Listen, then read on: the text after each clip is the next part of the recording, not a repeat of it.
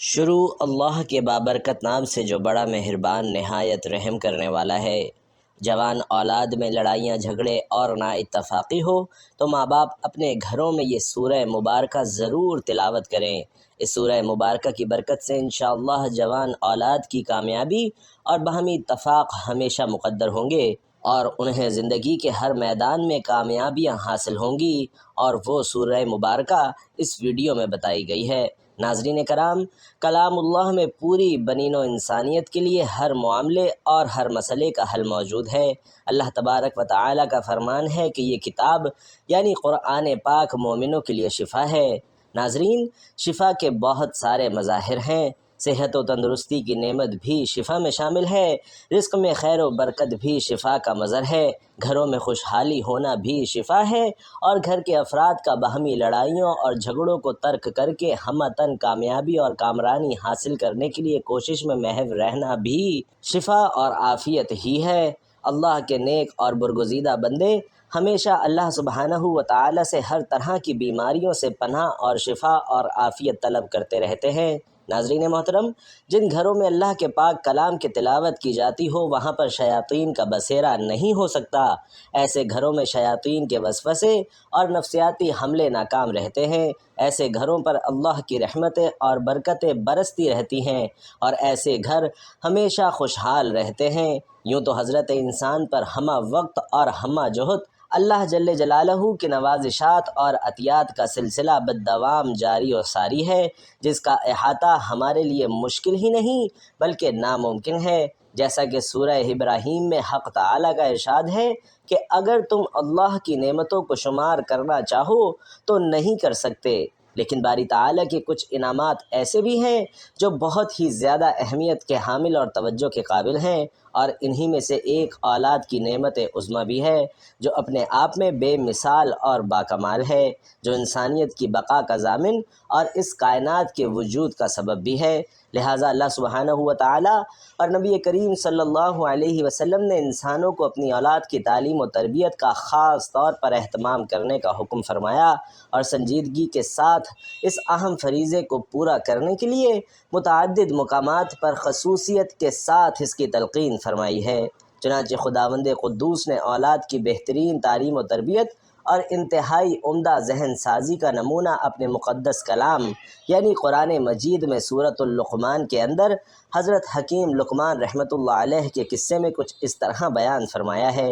ارشاد باری تعالیٰ ہے، اور ہم نے یقیناً لقمان کو حکمت عطا کی کہ تو اللہ کا شکر کر، ہر شکر کرنے والا اپنے ہی نفع کے لیے شکر کرتا ہے، اور جو ناشکری کرے وہ جان لے کہ اللہ بے نیاز اور لائق تعریف ہے۔ ناظرین، حضرت لقمان رحمۃ اللہ علیہ اللہ سبحانہ و تعالیٰ کے نیک اور پرہیزگار برگزیدہ بندے تھے، جنہیں اللہ تعالیٰ نے حکمت یعنی عقل و فہم اور دینی بصیرت میں ممتاز مقام عطا فرمایا تھا۔ ان سے کسی نے پوچھا، تمہیں یہ فہم اور شعور کس طرح حاصل ہوا؟ تو انہوں نے فرمایا، سچ بولنے، امانت کی حفاظت کرنے، بے فائدہ باتوں سے بچنے اور خاموش رہنے کی وجہ سے۔ ناظرین گرامی، حضرت حکیم لقمان رحمۃ اللہ علیہ کا ایک انتہائی دلچسپ واقعہ جو کہ ان کی حکمت و دانش پر مبنی ہے۔ ناظرین، واقعہ یہ ہے کہ حضرت حکیم لقمان ایک غلام تھے۔ ان کے آقا نے کہا کہ بکری ذبح کر کے اس کے سب سے بہترین 2 حصے لاؤ، چنانچہ وہ زبان اور دل نکال کر لے گئے۔ دوسری مرتبہ آقا نے ان سے کہا کہ بکری ذبح کر کے اس کے سب سے بدترین 2 حصے لاؤ، تو ناظرین وہ پھر وہی زبان اور دل لے کر چلے گئے۔ آقا نے ان سے پوچھا کہ اس دفعہ بھی وہی کیوں لے کر آ گئے؟ تو انہوں نے جواب دیا کہ زبان اور دل اگر صحیح ہوں تو یہ سب سے بہترین ہیں، اور اگر یہی بگڑ جائیں تو ان سے بدتر کوئی چیز نہیں۔ آئیے ناظرین، حضرت حکیم لقمان رحمۃ اللہ علیہ کی چند نصیحتیں ملاحظہ فرما لیں۔ پہلی نصیحت، حضرت لقمان کی سب سے پہلی وصیت جو انہوں نے اپنے لخت جگر کو فرمائی کہ قرآن پاک میں اللہ تبارک و تعالیٰ کا ارشاد ہے، اور جب لقمان نے بطور نصیحت اپنے بیٹے سے فرمایا کہ اے میرے پیارے بچے، اللہ کے ساتھ شرک نہ کرنا، بے شک شرک بڑا بھاری ظلم ہے۔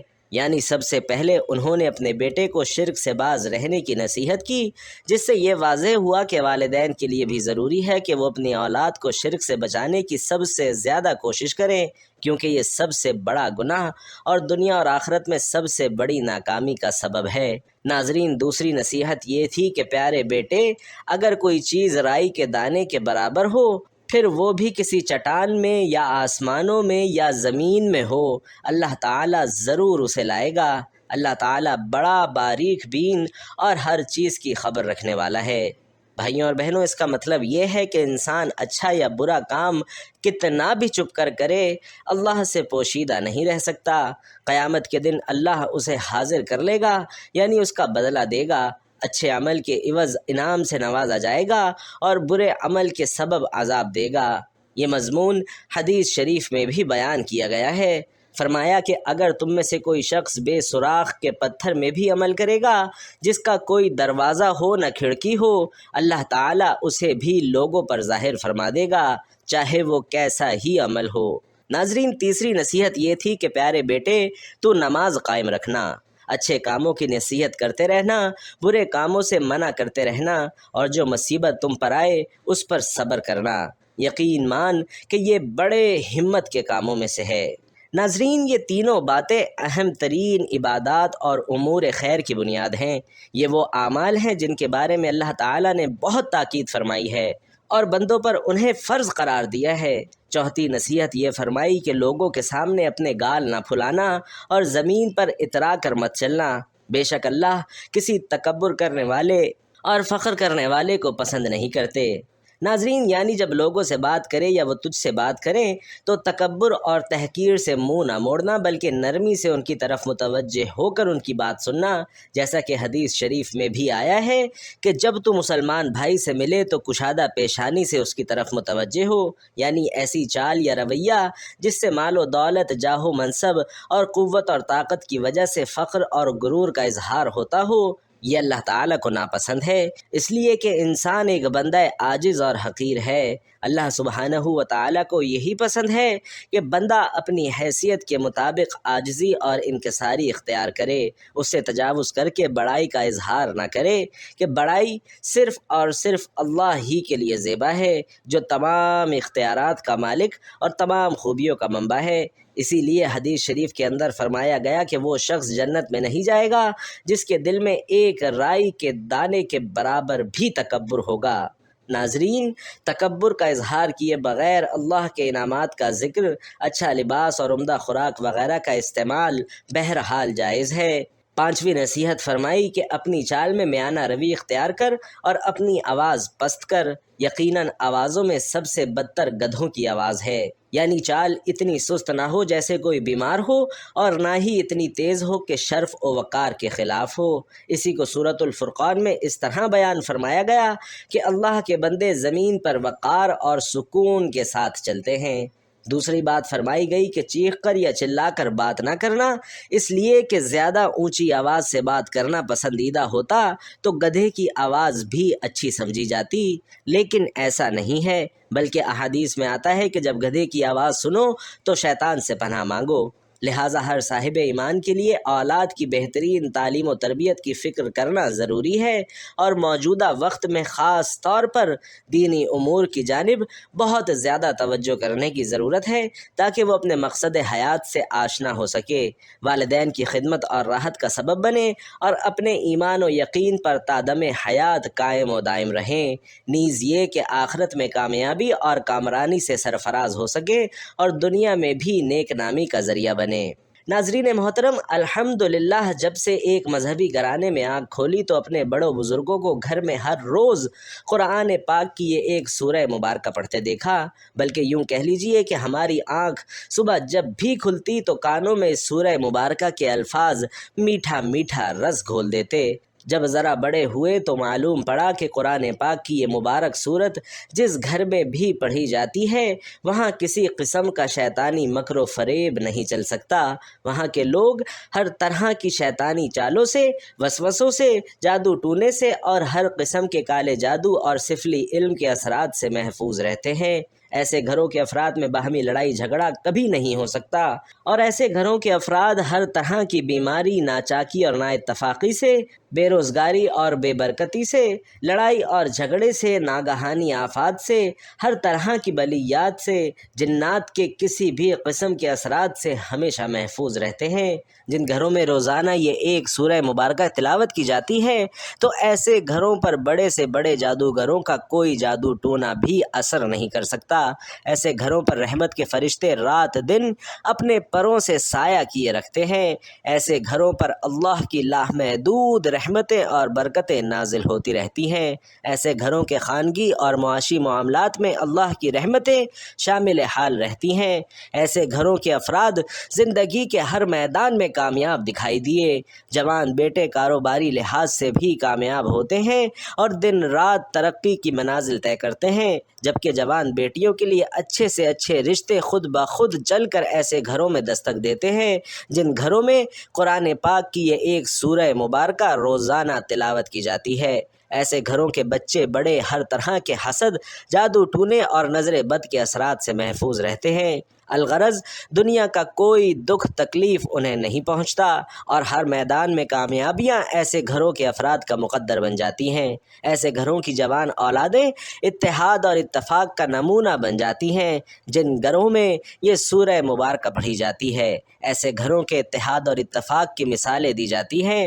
لہٰذا اگر آپ کے گھروں میں کسی بھی قسم کی کوئی مشکلات، کوئی مسائل ہیں، کوئی بھی پریشانی ہے تو آپ بھی روزانہ اپنے گھروں میں اس سورت کی تلاوت کریں۔ انشاءاللہ اس کی برکت سے اپنے گھروں پر برستی رحمتیں، نعمتیں اور برکتیں آپ خود اپنی آنکھوں سے دیکھیں گے۔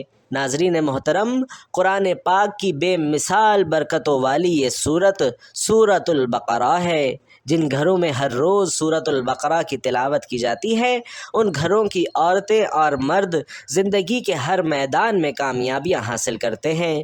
عموماً گھروں کی عورتیں اور خاص طور سے گھروں کی بزرگ خواتین ہر روز اپنے گھروں میں سورۃ البقرہ کی تلاوت کرتی ہیں، اور اس کی تلاوت کا بہترین وقت علی الصبح بعد از نماز فجر ہی ہے۔ نماز فجر کے بعد ہلکا پھلکا ناشتہ کرنے کے بعد خواتین اپنے گھروں میں ہر روز سورۃ البقرہ کی تلاوت کو یقینی بنائیں، لیکن اس کا یہ ہرگز مطلب نہیں کہ مرد حضرات یہ سورہ مبارکہ تلاوت نہ کریں، بلکہ مردوں کو بھی یہ سورہ مبارکہ ضرور تلاوت کرنی چاہیے۔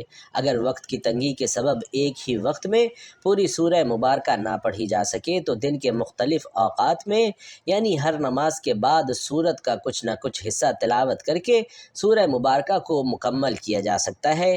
اسی طرح خواتین بھی اگر ایک نشست میں یہ پوری سورت نہ پڑھ سکیں تو دن کے مختلف حصوں میں پڑھ سکتی ہیں۔ ایک بار اس سورہ مبارکہ کا عمل شروع کر کے دیکھیے، آپ خود اپنی جاگتی آنکھوں سے انشاءاللہ اپنے گھروں میں اللہ کی رحمتیں اور برکتیں برستی ہوئی دیکھیں گے۔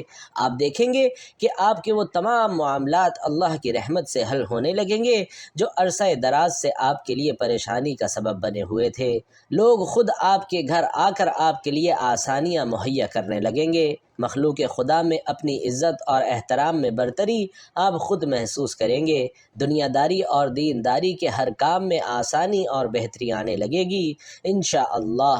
اگر کسی انتہائی مجبوری کے سبب آپ خود یا گھر کی خواتین اس سورہ مبارکہ کی خود تلاوت نہ کر سکیں تو کوشش کریں کہ ہر روز اس سورت کی تلاوت اپنے گھر میں چلا دیا کریں۔ اپنے گھر میں موجود ٹی وی، اپنے گھر میں موجود موبائل میں ہر روز صبح سویرے اس سورت کی تلاوت ضرور چلا دیا کریں۔ اپنے موبائل فون پر بھی چلا کر سن سکتے ہیں۔ اللہ تبارک و تعالی سے دعا ہے کہ نیکی کی بات کو سننے، سمجھنے اور اس پر عمل کرنے کی طاقت اور توفیق ہم سب کو مرحمت فرمائے۔ میرا سنانا اور آپ کا سننا اپنی بارگاہ میں قبول و منظور فرمائے، آمین یا رب العالمین۔ ناظرین، آپ سے درخواست ہے کہ آخر میں اللہ کے مبارک ناموں میں سے کوئی ایک نام کمنٹ باکس میں ضرور لکھ دیجیے گا۔ اللہ تعالی ہم سب کا حامی و ناصر ہو، آمین۔ السلام علیکم ورحمۃ اللہ۔